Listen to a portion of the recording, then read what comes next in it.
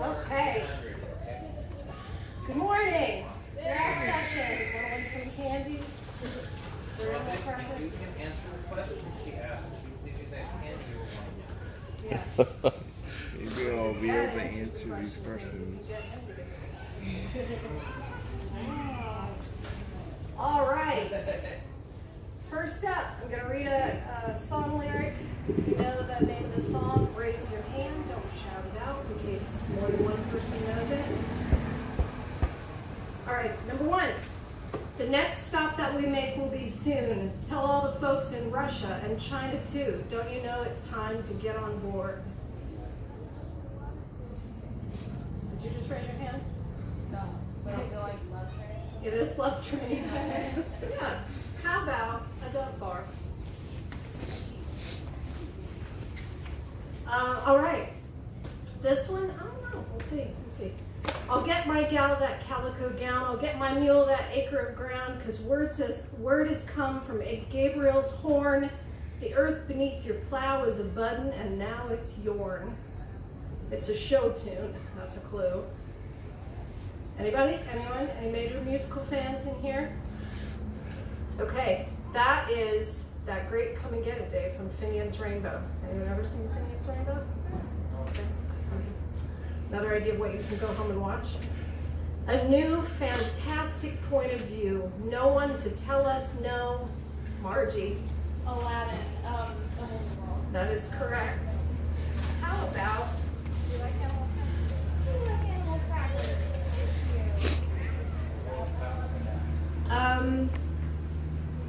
last night I had a dream that the world had turned around and all our hopes had come to be and the people gathered round. They all brought what they could bring and nobody went without, and I learned a song to sing. Anyone? Wouldn't be any fun if they were all too easy. Anybody listen to Steve Earle? Well, you should. This song's called The Revolution Starts Now by Steve Earle. Add it to your list. Okay. All the love in the world can't be gone. All the need to love can't be wrong. All the records are playing and my heart keeps saying. This was recommended by a member of my family. Yes? Wait, no, I know. You do know. You do. It is Boogie Wonderland. Yes. Smarties? No. Animal crackers? Okay. Tess said Boogie Wonderland should be on the list, and I was like, Boogie Wonderland? And then I went and read the lyrics and decided she was right. So it's about escaping from your sort of difficult, hard laboring everyday life and finding that magic place where you're completely happy. Some may come and some may go. We shall surely pass when the one that left us here returns for us at last. We are but a moment's sunlight fading in the grass. The older you are, the likelier you are to get this one. No offense, Bruce. I could keep singing it. The trouble is remembering which line is the let's come together right now. Come together, or get together, close enough, by the young bloods, yes. How about kiss? Would you like first kiss? Or would you rather have a couple almond joys or some Smarties? I'll let you choose. Smarties, all right. Those are super Smarties. All right. I'm missing someone this morning who might have a good chance on this one. Here we stand like an Adam and an Eve, waterfalls, the Garden of Eden, two fools in love, so beautiful and strong, the birds in the trees are smiling upon. I'm going to repeat those lyrics. Here we stand. Listen. Tune in, Sky. Can we have a shot on this one? Here we stand like an Adam and an Eve, waterfalls, the Garden of Eden, two fools in love, so beautiful and strong, the birds in the trees are smiling upon them. Anyone? This is sort of a tongue-in-cheek Utopia song, but it's awfully fun. Is that Nothing But Flowers by Talking Heads? Yes, it is Nothing But Flowers. Would you like Good and Plenty or Hershey's Kisses or some juicy fruit or animal crackers? I think I'll do the juicy fruit. All right. That makes sense in this garden paradise after the world is collapsed.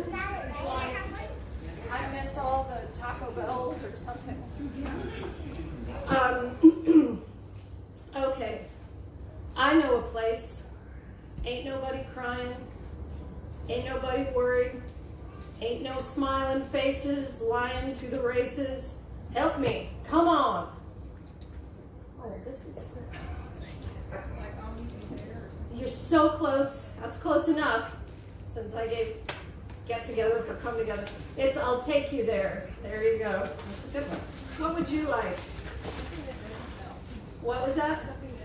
Something that, so you got good and plenty, which you're disgusting. What? It's like So judgmental. it's like Utopians. They're really disgusting. I chose them just for their name, but I hate the flavor. And poor Tim, who I gave them to, also hates the flavor. I ate a few. Okay, almost done. Here we got two more. Some say once you're gone, this is obscure, but it's such a good song. Some say once you're gone forever, and some say you're gonna come back. Some say you rest in the arms of a savior if in sinful ways you lack. Some say they're coming back in a garden, bunch of carrots and little sweet peas. But I... Nope. It's Let the Mystery Be by Iris Dement. I'm gonna share this playlist when I get home. And anyone who's friends with me, check out some of these songs you didn't already know. Okay, somebody's gonna get this one. Who said that every wish would be heard and answered when wished on the morning star? Somebody thought of that, and someone believed it, yes. That's right.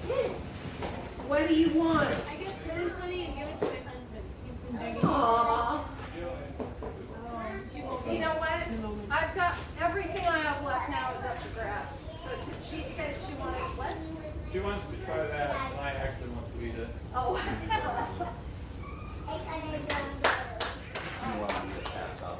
Sure.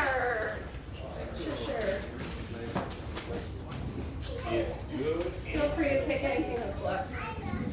Okay. In 1973, Ursula Le Guin. Anyone in here ever read anything by her? I did! Good job. Good job. In 1973, she wrote a story called The Ones That Walk Away from Omelas. Anyone read it? I'm going to tell you the plot. It's a very short story, so you can... Oh my gosh, he's smiling. He's beaming at me. Hi, buddy. He's just an Ursula Le Guin. Yes.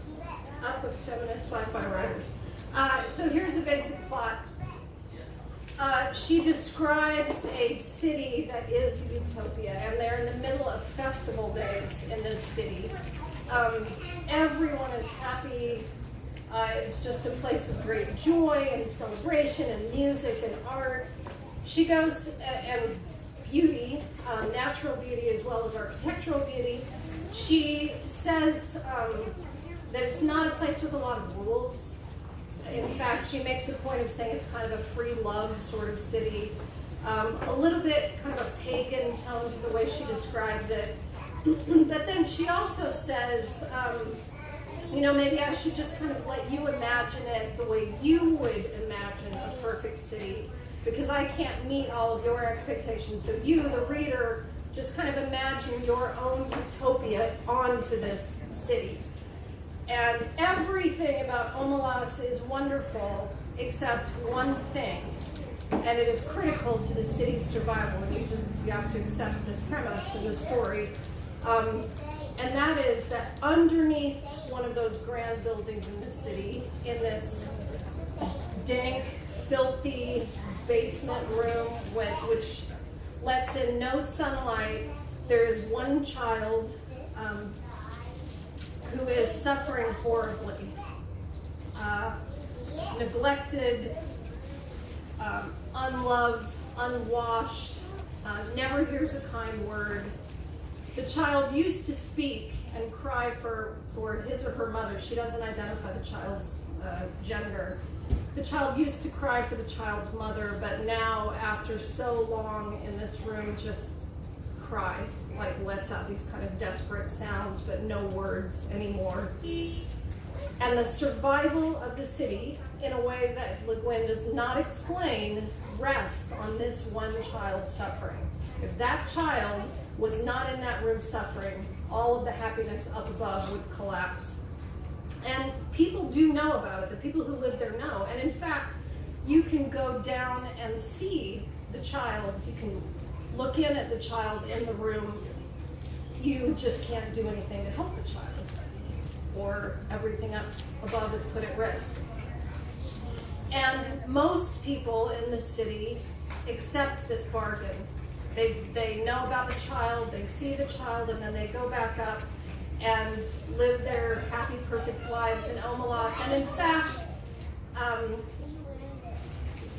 value their happiness more because they understand what it rests on. But there are a small number of people who can't accept this bargain, and they leave. And those are the ones that walk away from Omelas. Nobody knows where they're going. The story just ends with saying basically some people leave. It seems like they have some idea where they're going, but we don't know. They just leave.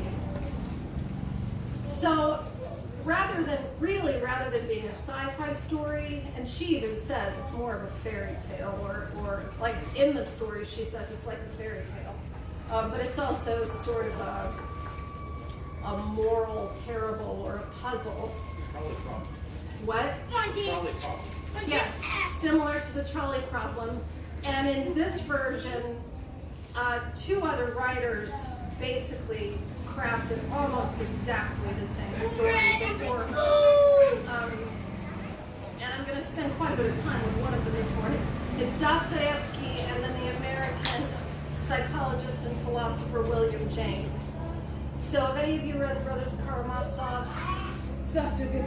It is a very good book, and I read it a long time ago, too long to remember it well, and now I want to read it again because I was reading passages from it, and I'd forgotten what a ruthlessly honest writer he is when he's trying to lay out a problem. Like, he just doesn't give you any comfortable outs at all. But anyway, so in The Brothers Karamazov, two of the brothers are having an argument, although Ivan, who's the atheist, is doing almost all the talking.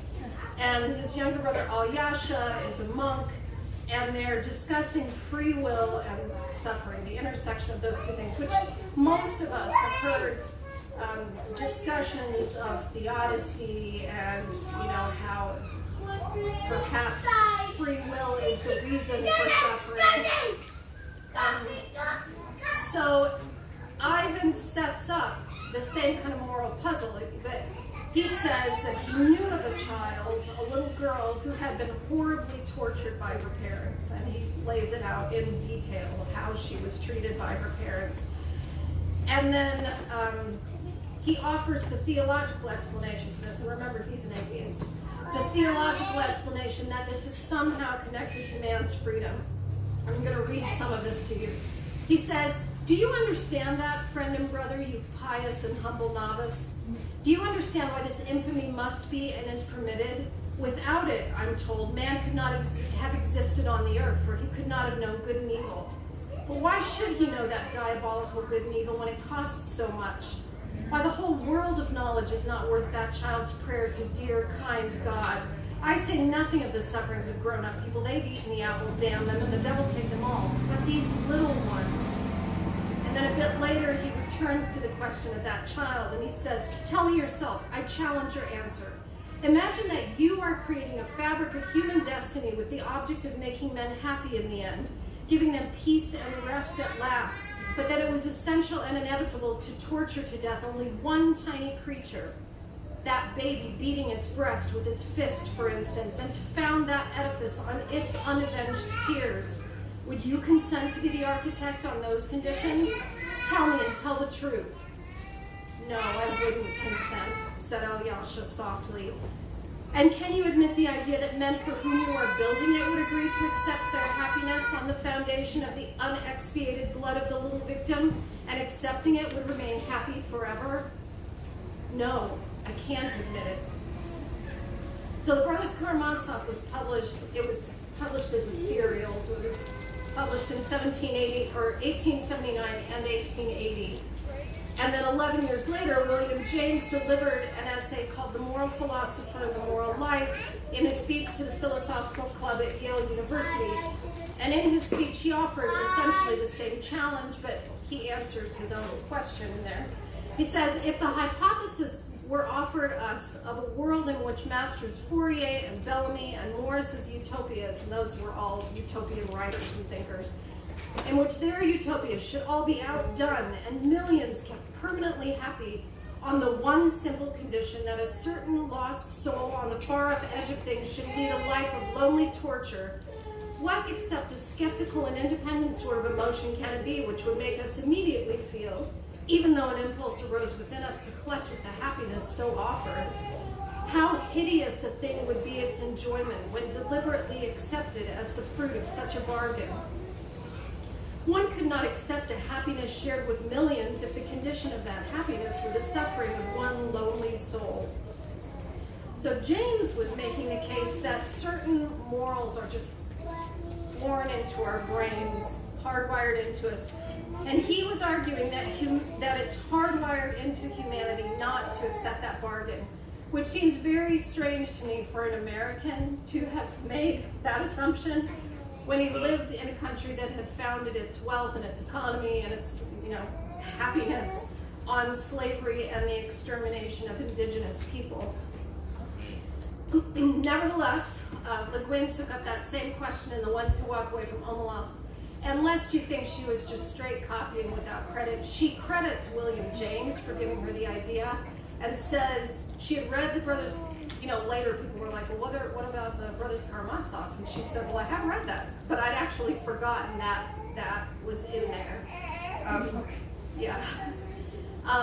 So anyway, unlike Dostoevsky, she doesn't even give us a character like Alyosha who believes in an eschaton in which everything will be set right, and so it kind of softens the blow of the bargain you're expecting or accepting. And unlike James, she did not suggest that most people or all people would walk away from Omelas if the cost for their utopia was the suffering of that one lonely soul.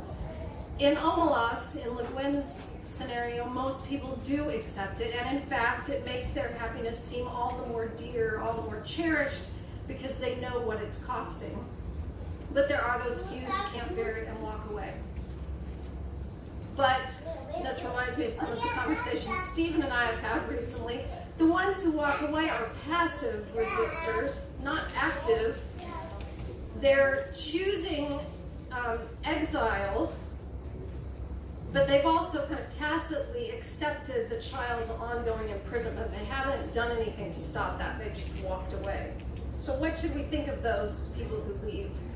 Are they to be admired or pitied? Have they just enough moral clarity to separate themselves from the ongoing evil at Omelas, but not enough courage to actually resist it? The acceptance of the necessary evil, all in the name of a greater good, has a long, if not admirable, history. Mao said, revolution is not a dinner party. Yesterday I said, sort of tongue-in-cheek while we were discussing dystopias and utopias at Jabbers, I said, well, you can't make an omelet without breaking some eggs. If some innocents die, or some rights have to be taken away on the road to an ideal society, and if the end result is the kind of happiness that Le Guin describes in Omelas, wouldn't it be a worthwhile trade-off? Wait, are you asking a question? Well, it was rhetorical for now, but maybe at the end. Le Guin herself, now she wrote The Dispossessed, but she also wrote a book called Always Coming Home, which is her attempt to write a straight-up utopia, like utopian novel. But she was still highly dubious of the utopian ideal. She said, I would not deny that utopia may always be based on atrocity, since all privileged lives are based on injustice. That would seem to indicate a possible rule. It was hard to read. I had never read The Ones Who Walk Away from Omelas until the last month or so, and I'll tell you, it was hard to read it this past month. Yep. Reading about a people whose happiness rests on keeping a helpless child imprisoned in filth was a little too on point with what I was also reading in the news. And I mentioned this to Tess, and she pointed out rightly, she said, yeah, but the difference is we're not actually benefiting we're not getting happiness from those children being in detention, which is true, but some people think we are. Some people see it as beneficial to us, as a necessary sacrifice for the world that they want. They think that our safety and security and the maintenance of our culture requires the suffering of those children. And we should never forget that the American experience was born, or experiment, I did what you did. The American experiment was born out of several utopian visions which have been going sideways ever since the first Europeans set foot here. And yet we keep rewriting the script to try to justify our actions. The doctrine of discovery and manifest destiny and providential history and making the world safe for democracy and the city on the hill and make America great again. And now keep America great. So a couple of days ago, this country celebrated the 4th of July, and I'm sure in communities near the Allen Detention Center and the Clint Detention Center and all the other detention centers, city streets were decorated with bunting, or those street lights that look like rockets that we have in our community. And there were cookouts and patriotic concerts and fireworks display, while children were locked in a place where one child told a lawyer, "There's no playing here, only crying." But before I even had time to work up a whole lot of outrage about that, as I was reading about that little child under the beautiful veneer of Omelas, I saw an article that hit me right where I live. Have any of you ever reported anything on Facebook, like a comment or an image? I have. Oh, yeah. I will be honest with you, I never really thought about the process of what happens after I report something. I never thought about the process of Facebook moderation beyond being frustrated when it doesn't seem to be working. Then I read a piece of long-form reporting, which looks like Anna saw some of that too, on the companies that contract with Facebook to provide moderation. Oh, yeah. And it's horrible. I mean, the conditions that were being described were horrible. First of all, we were talking the other day about workplaces that have like just almost impossible quotas for what you have to accomplish, or the level of performance you have to meet, like 98% in this company they were describing. Several shifts a day using the same workstations, low pay, disgusting, like they were describing how filthy the bathrooms were and the workstations, and people vomiting in the trash cans next to their desks because of the stress of what they were doing, and you know, things don't get cleaned up and the next person just comes into your filthy workstation. It was hard to, and remember, ultimately what these people are doing is reviewing what has been reported for Facebook moderation. So you can imagine, I mean, I've reported things like hate speech, directed homophobia. I've never reported images or videos because I've never had to, but a lot of what they're dealing with is images and videos, and it was hard to find a passage to share with you because just reading the description of the kinds of things that they had seen at work was traumatizing for me. I had trouble shaking the images and I didn't even see them. So I'm choosing this section because at the time the employees believed the images were real, but it later turned out that they had been faked. So you don't have to be too traumatized because it was faked. So I'm hoping it's a little less upsetting. But Scott Spiegel was one of the employees they followed, and one of the things they talked about was that they didn't screen employees for mental health issues. And this young man had a history of anxiety and depression, which this is not the job for you if you have a history of anxiety and depression. But anyway, in June 2018, a month into Scott Spiegel's job, Facebook began seeing a rash of videos that purportedly depicted organs being harvested from children. Remember, it did not. But so many graphic videos were reported that they could not be contained in Spiegel's queue. I was getting the brunt of it, but it was leaking into everything else, Spiegel said. It was mass panic. All the SMEs, which was the next level up management, all the SMEs had to rush in there and try to help people. They were freaking out. They couldn't handle it. People were crying, breaking down, throwing up. It was like one of those horror movies. Nobody's prepared to see a little girl have her organs taken out while she's still alive and screaming. Moderators were told that they had to watch at least 15 to 30 seconds of each video. In such a system, offices can still look beautiful. Like, they could clean up the offices. They could create a better work environment. They can have colorful murals and serene meditation rooms. They can offer ping pong tables and indoor putting greens and miniature basketball hoops emblazoned with the slogan, "You matter." But the moderators who work in these offices are not children, and they know when they're being condescended to. They see the company roll an oversized Connect 4 game into the office, as it did in Tampa this spring, and they wonder, when is this place going to get a defibrillator? And yes, they did have someone die of a heart attack on the job. So there's more than one thing to unpack in this story. There's the evil of paying those employees low wages, putting implausibly high demands on them, and forcing them to work in disgusting conditions. But even if you remedied all that, you have the suffering inflicted by requiring them to consume the worst that humanity has to offer all day, every day, which felt sort of Omolosian to me, Omolosian. But even if you develop spectacular AI, and this I guess is the long-term plan, spectacular AI that can do the work for them, and I hope we do that quickly, our utopia is undercut by the fact that the AI is needed in the first place, that people will still be posting violent, pornographic, racist, sexist content. Our utopias remain out of reach because some people suck a lot and all people suck at least a little. In 1863, a Russian novelist named Nikolai Chernyshevsky wrote a utopian novel called What Is to Be Done, in which radical intellectuals educate and lead the laboring masses to socialism until they reach an earthly version of eternal joy, which Chernyshevsky called the Crystal Palace. Just a year later, Dostoevsky wrote Notes from the Underground, which was a withering retort to What Is to Be Done, in which he insists mankind must have free will even when it's irrational and leads to suffering. And the character of the underground man says that he would hate to live in the Crystal Palace because he wouldn't be able to stick out his tongue and mock it. In other words, in a perfect world, we can't even question the world anymore because it's perfect. If it was a truly perfect utopia, he would no longer be free to indulge in spite and irrational desires, and he considers those intrinsic to human nature.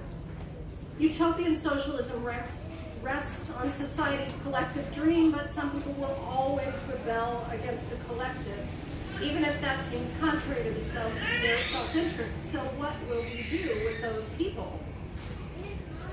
If the small-scale utopian visions of the 19th century ended in strained relationships and failed crops and bankruptcies and compromises, the 20th century seemed like a much greater rebuke. In Germany, Russia, China, North Korea, and Cambodia, among other places, ambitious social restructuring ended in totalitarianism, torture, and murder. The galling chasm between the plans and the people became obvious, and we were forced to rethink our belief that if people are taught well enough, they will naturally desire what is best not only for them, but for all, and society will improve until we reach perfection. But then do we surrender? Do we shrug and try desperately to enjoy the pleasures of our imperfect omelas? I want to return to the brothers Karamazov for a minute. After describing the child being tortured by her parents and another child being murdered by a landlord, Ivan goes off. And this passage is a little long, but oh, it's so good. He says, "Listen, I took the case of children only to make my case clearer. Of the other tiers of humanity with which the earth is soaked from its crust to its center, I will say nothing. I've narrowed my subject on purpose. I'm a bug, and I recognize in all humanity that I cannot understand why the world is arranged as it is. Men are themselves to blame, I suppose. They were given paradise, they wanted freedom and stole fire from heaven, though they knew they would become unhappy, so there's no need to pity them. With my pitiful earthly Euclidean understanding, all I know is that they're suffering and that there are none guilty, that cause follows effect simply and directly, that everything flows and finds its level, but that's only Euclidean nonsense. I know that, and I can't consent to live by it. What comfort is it to me that there are none guilty and that cause follows effect simply and directly and that I know it? I must have justice or I will destroy myself. And not just justice in some remote, infinite time and space, but here on earth, and that I could see myself. I have believed in it. I want to see it, and if I'm dead by then, let me rise again. For if it all happens without me, it will be too unfair. Surely I haven't suffered simply that I, my crimes and my sufferings may manure the soil of the future harmony for somebody else. I want to see with my own eyes the hind lie down with the lion and the victim rise up and embrace his murderer. I want to be there when everyone suddenly understands what it's all been for. All the religions of the world are built on this longing, and I am a believer, but then there are children, and what am I to do about them? That's a question I can't answer. For the 100th time, I repeat, there are numbers of questions, but I've only taken the children because in their case, what I mean is so unanswerably clear. Listen, if all must suffer to pay for the eternal harmony, what have children to do with this? Tell me, please. It is beyond all comprehension why they should suffer and why they should pay for the harmony. Why should they too furnish material to enrich the soil of the harmony of the future? I understand solidarity in sin among men. I understand solidarity in retribution too, but there can be no such solidarity with children.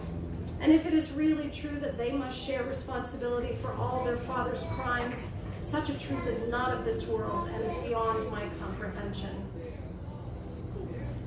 He goes on particularly talking about the inadequacy of an afterlife as a response to suffering. So the children's sufferings will be avenged someday. What good does that do? They've already suffered. Ivan will not be pacified. I think Alyosha would have walked away from Omelas and Ivan would have started a revolution in Omelas. So now finally, I want to talk about the Christian vision of utopia, but not streets of gold or throne rooms or jeweled gates. I want to talk about the kind of kingdom vision for the earth that is offered all across Scripture. So what is that kingdom like? It's a place where we build homes and families, plant gardens, and eat the fruit of our labor, and work and pray for the peace and welfare of the community around us, even if it's full of people who don't share our faith. Every one of these, by the way, is taken from an explicit passage of Scripture, but if you want to know what they are, I'll tell you later.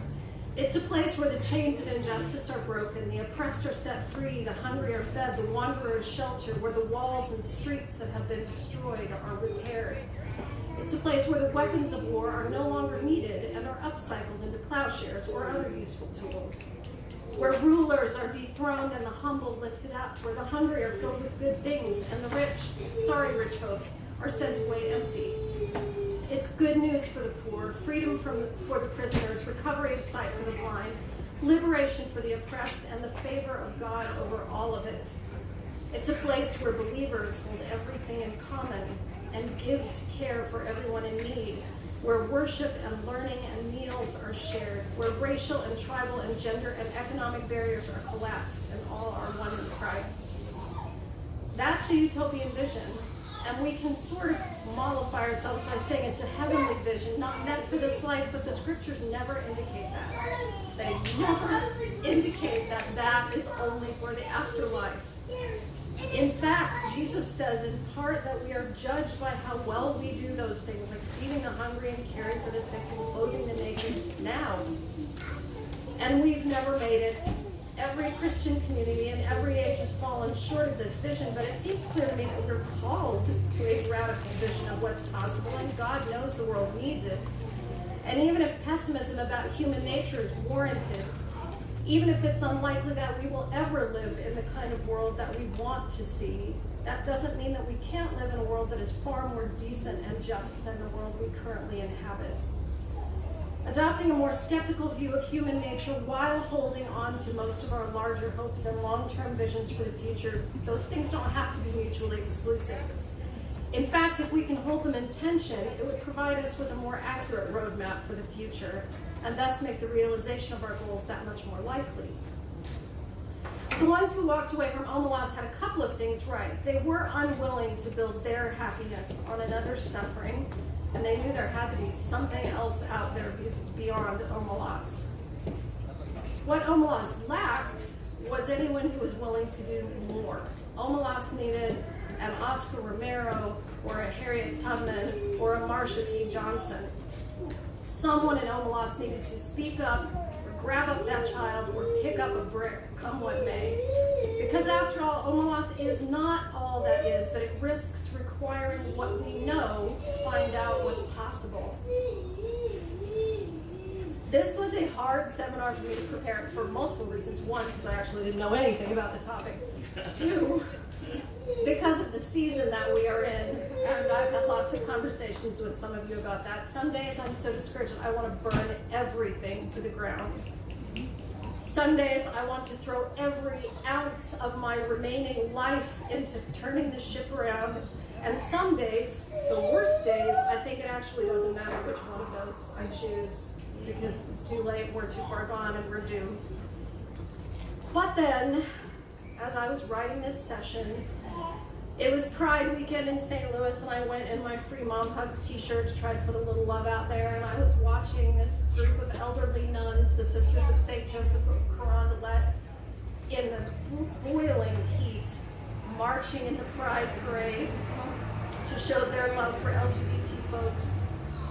And I was watching video of Jewish activists being arrested at detention centers around the country, at ICE facilities specifically. And I was watching my nieces and nephews on Facebook, all raised in fairly conservative Christian homes, discussing what closed the camp protests they could attend. And I heard a report from my friend, who's this, tiny little middle-class white lady developmental therapist who, instead of just calling her congressman, showed up at his office demanding that someone give her an answer on what they're going to do about those children being held in detention. And I know people like Mama Cat, who's a St. Louis activist. I'm sure you're familiar with Mama Cat, who not only does she organize meals for the homeless every week, but she's at all the Black Lives Matter protests. And she went to Tornado to protest at the camp several months ago. She's involved in every kind of injustice activism in St. Louis. And I've even watched this gentle Catholic meteorologist who a lot of St. Louisans know, because I think it was our CBS affiliate, he was on for 20 years.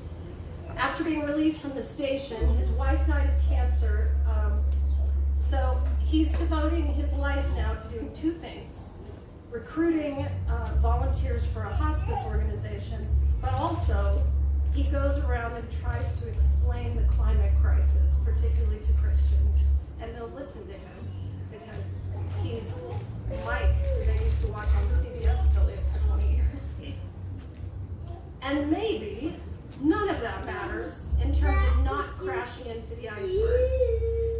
But my faith tells me that the best of our humanity, courage and kindness and compassion, is never wasted.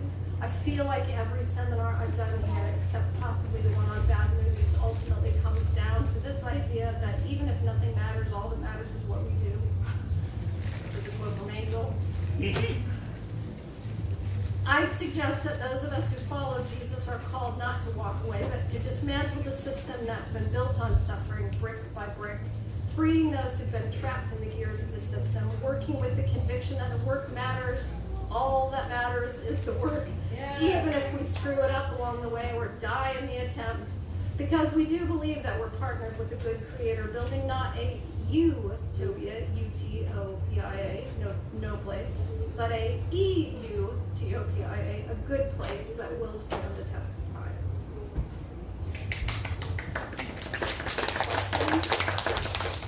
Questions? Comments? Rebuttals? Yes? Kaylin? I don't remember what the movie was called exactly, but you had mentioned sometimes just cash in and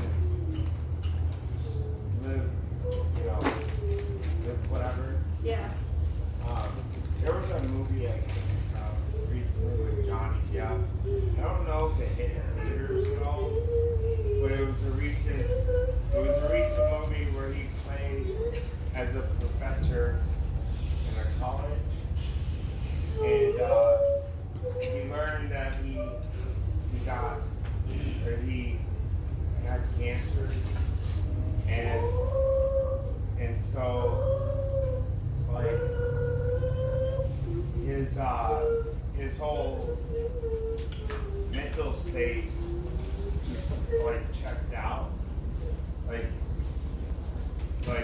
played a really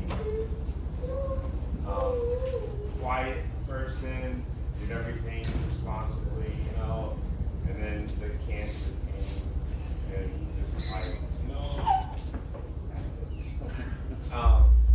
And he was doing super questionable things, and he almost got fired from his job at college. And he was, and in the movie, his daughter is gay, and I guess him and his wife were super quiet about that, but then he just like decides to support her, even though his wife was against it. And so that made things awkward at home all of a sudden. And she was like, what's wrong with you? And then like, you're just doing all these things just because like you know this new guy, and he just decides to, I don't know if he's checking out necessarily, or maybe doing things because he knows it's coming to an end after. And it's just like, it was an interesting movie.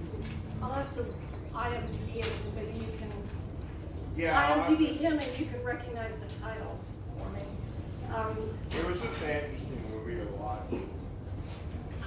I don't want to sound too grim, but I actually have given thought recently to sort of the collective.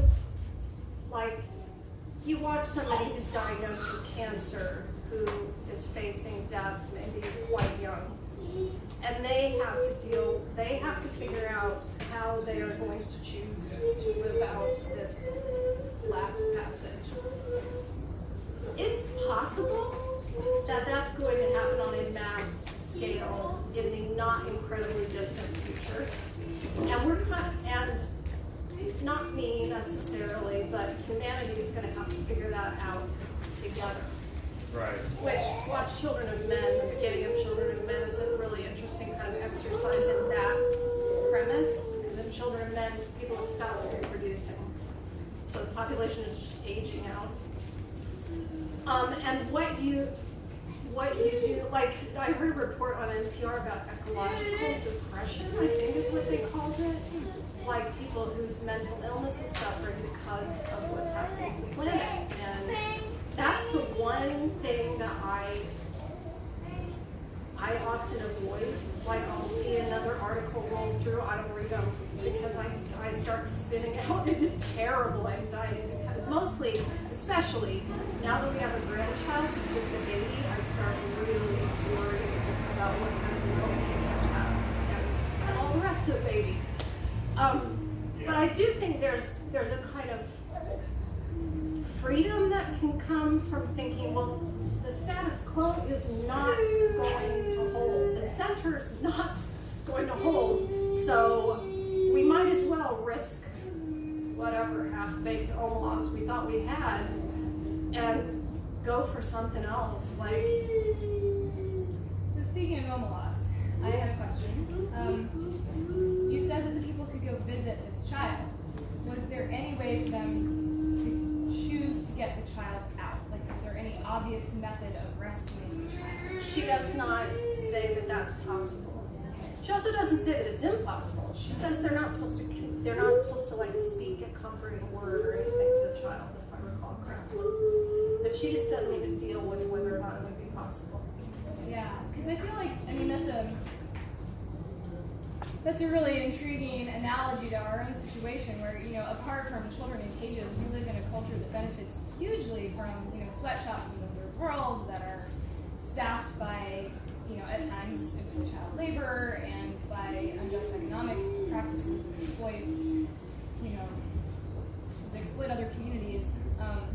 And it's not like I actively chose that. I was just born into this, and there's no obvious remedy. So I sort of just keep living my life because what else do you do? You're not sure what action to take, and it's not right in front of you. And I mean, in theory, I could go visit those places too. I could get a ticket to, I don't know, where was this dress made? Vietnam maybe, or Indonesia, or China. I could get a ticket there, and I could go and I could visit, and I could see it.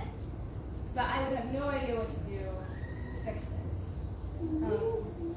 Which I imagine is how the people of Omas felt.